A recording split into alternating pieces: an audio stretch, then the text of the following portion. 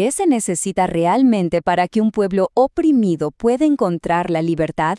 Bueno, hoy vamos a meternos de lleno en la anatomía de la liberación, siguiendo el viaje dramático de un pueblo que estaba literalmente al borde del abismo. Todo esto según lo relata Mosiah en el capítulo 21.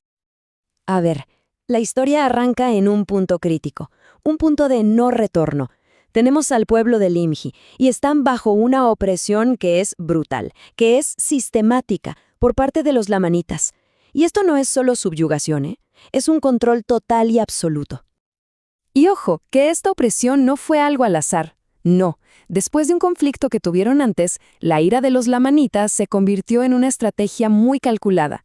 Pusieron más guardias, impusieron cargas de trabajo mucho más pesadas, y su trato se volvió cada vez más y más severo. Básicamente, les estaban apretando el cuello poco a poco.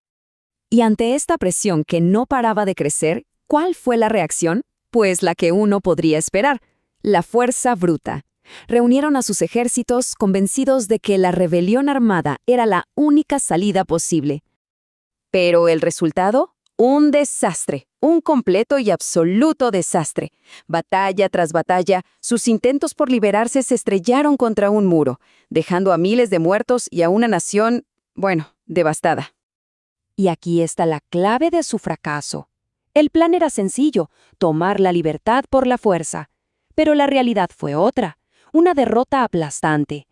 Estaban actuando desde la pura desesperación, y lo más importante, sin ningún tipo de guía divina.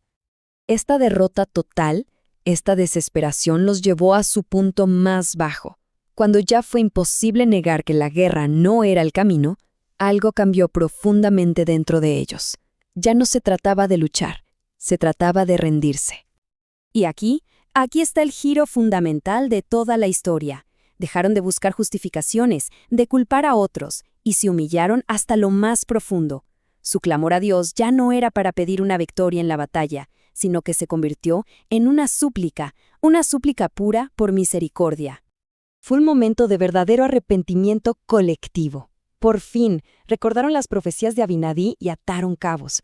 Entendieron que su sufrimiento no era una injusticia del destino, sino la consecuencia directa, inevitable, de la maldad del rey Noé y, claro, de sus propias decisiones. El aceptar esa responsabilidad, ese fue el verdadero punto de inflexión. Entonces, ¿qué pasa cuando un pueblo se humilla de verdad? Bueno, la respuesta de Dios fue inmediata. Sí, pero la liberación no fue un evento espectacular y repentino. No, fue un proceso gradual de misericordia. Y así empezó el camino hacia el alivio. Dios escuchó sus súplicas, pero en lugar de un rescate milagroso al instante, empezó a actuar de forma más sutil.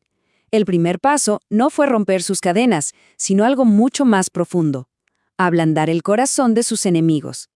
Este cambio interno en los lamanitas generó una nueva realidad externa. La vida seguía siendo difícil, la situación era tensa, pero la amenaza de ser exterminados había desaparecido.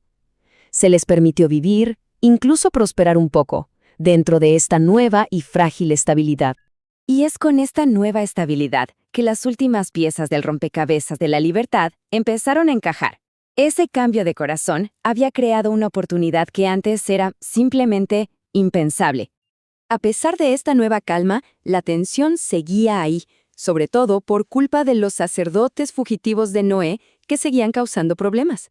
Pero, y esto es crucial, los lamanitas ahora hacían una distinción. Sabían que una cosa eran los sacerdotes y otra muy distinta el pueblo de Limhi. Ya no los veían como el enemigo principal. Y ese cambio de percepción llevó al paso final, al paso decisivo.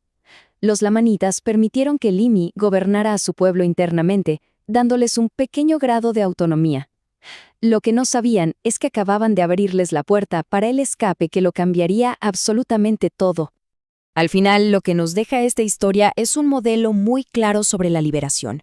Vemos que los intentos de liberarse por la fuerza fracasaron rotundamente, y que solo a través del arrepentimiento de todo un pueblo y la humildad comenzó un proceso gradual que los preparó para la verdadera libertad.